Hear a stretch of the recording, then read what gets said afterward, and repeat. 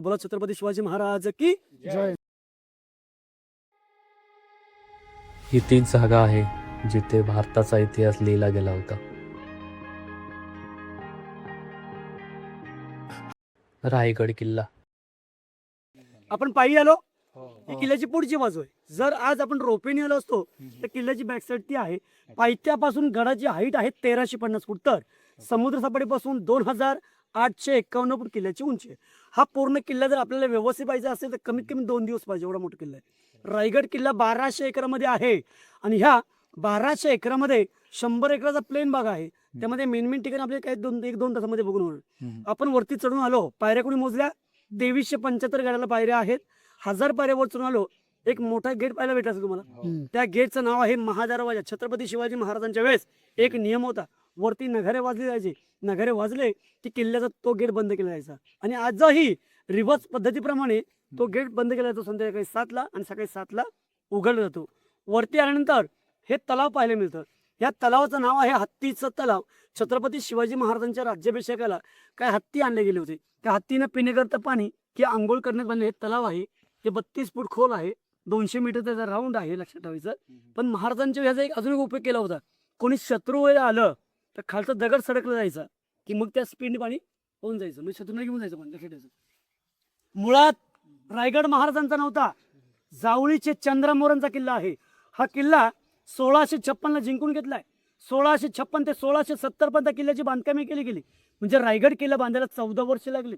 त्या 14 वर्षामध्ये 350 इमारती, 11 तलाव, 84 पाणी टाकी या बांधकाम खात्याचे प्रमुख होते. सेवेचे ठाई तत्पर हिरोजी इंदोळकर, त्यांच्या नावाची पायरी आपल्याला आजही तिथे पाहायला मिळणार आहे. आपण मोकळवरती चढून आलो, दमशक्त झालीच की नाही. पण मला सांगा, किल्ल्यावरती मोठमोठी बांधकामासाठी दगड आणला गेलाय, तो खालून कसा आणला असेल प्रश्न पडतो की नाही. पण खालून दगड आणणे शक्य आहे का? आपल्या राजांनी एका दगडामध्ये 2-2 पक्षी मारलेत. ही दगड खालून आणलेली नाहीत, ही दगड इथंच खोदून काढली. अशा 11 खड्डे तयार केले, अशा 84 टाक्या तयार केल्या. वरती टाक्या 84 टाक्या तयार केल्या. तिथून निघणं दगड जो आहे तो बांधकाम वापरलं. म्हणजे जिथून दगड काढली, खड्डा झाला, साईडला भिंत बांधली, तलाव पण तयार झाला आणि बांधकामासाठी दगड सुद्धा. पहिली राजधानी आपली कोणती मग सगळ्यांना माहिती असेल. आपल्या स्वराज्य राजधानी पहिली राजगड किल्ला. रायगड किल्ला निवडण्याचं कारण काय? रायगड किल्ला एकमेव असा गड आहे, हा एकमेव असं गुलाबाचं फुल की कमळाचं फुल असू दे, एका कळीपासून तयार होतो की नाही, तसं रायगड एका खडकापासून, एका कातळापासून तयार झाले. याला सह्याद्रीची कोणती रांग अटॅच की जोडलेली नाही. एकदा किल्ल्याचा मेन गेट बंद झाला की कुणाची ताकद नव्हती वर चढणं आणि उतरणं. ज्यावेळेस प्रत्यक्षात महाराजांनी रायगडला पाहिला तर त्यांच्यासोबत मोरपंथ पिंगळे होते.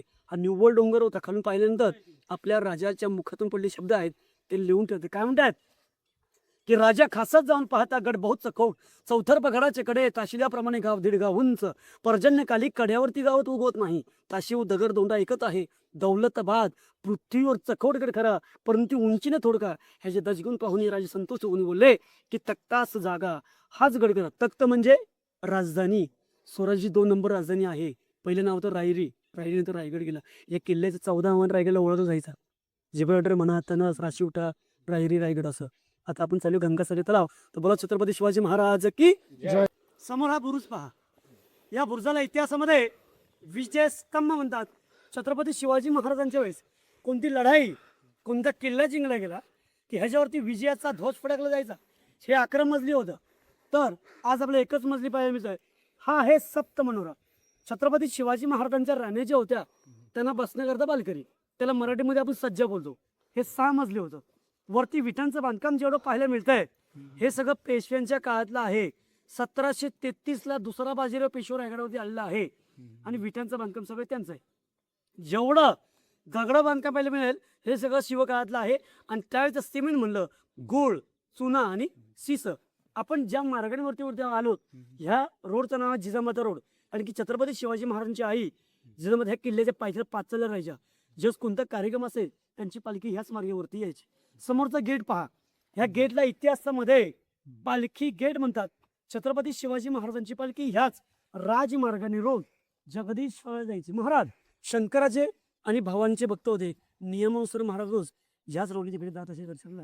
लांबून हे मंदिर कसं वाटतं सांगायचं नको, मस्जिद वाटते. आपली हिंदूंची मंदिरे पहिली उद्ध्वस्त केली जायची म्हणून त्याचा आकार बाहेरून मस्जिद टाईप केलाय. आतून शंकराचं मंदिर शाबूत. पण एक लक्षात ठेवायचं, वरती नारळाचा कळस सोडलाय, साईनी कमळाच्या पाकळ्या हे आपल्या हिंदूंचं प्रतीक, हे आपणच समजू शकतो.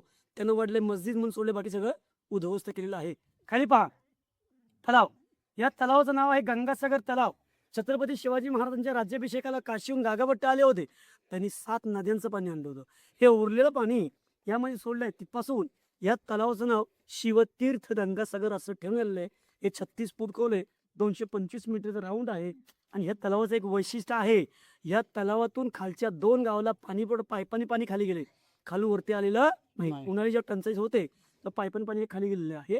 आणि 2 वर्ष रायगडवर जर पाऊस नाही जरी पडला तरी पाण्याची कमतरता अजिबात गडावर भासत नाही. समोर तर टेकडीवरती बघा भगवा झेंडा आहे, ते टकमकतो. ज्याने दंगा मस्ती पितुरी चोरीमारी केली की त्याला त्या ठिकाणी न्यायचे पोत्यामध्ये बांधून कडेलोट केला जायचा. पण इतिहासाच्या नोंदीप्रमाणे एकालाही कडेलोट केलं नाही भीतीहून. पण त्या ठिकाणी अशी घटना घडली, महाराज रोज नियमानुसार टकमून टोकत जायचे, कारण आऊसाहेब किल्ल्याच्या पायथ्याला राहायच्या. महाराज रोज जाऊन दर्शन घ्यायचे. मी आजही सांगतो, पावसाळी कुणाची डेअरिंग होत नाही तिथे जायची, एवढी जबरदस्त हवा असते. महाराज त्या ठिकाणी गेलेत, त्यांच्या डोक्यावरती छत्र धरणारा सेवक तोही त्या ठिकाणी गेलाय. एवढी जोराची हवा आली, तो छत्री सहित उडून गेलाय. महाराज म्हणाले, काही झालं तरी चालेल, तू छत्री सोडू नको, छत्री सोडली तर मरशील. पायथ्याला निजामपूर गाव आहे, त्या गावात जाऊन तो सुखरूप उतरतोय. महाराज तो गाव त्याला बक्षीस जाऊन देतात आणि गावाचं नाव ठेवलंय छत्री निजामपूर. इतिहासामध्ये नोंद आहे, लक्षात ठेवायचं. कुणी गुन्हेगार केलं टकमोटं कोणी एकाला फिरलं नाही, पण ज्याने दिलं हत्तीच्या पायाखाली ते इथं नाही, सुधागड पाली किल्ला आहे त्या किल्ल्याच्या पायथ्याला. आता आपण चाललो राणींच्या महालामध्ये. बोला पुण्यश्लोक छत्रपती शिवाजी महाराज की.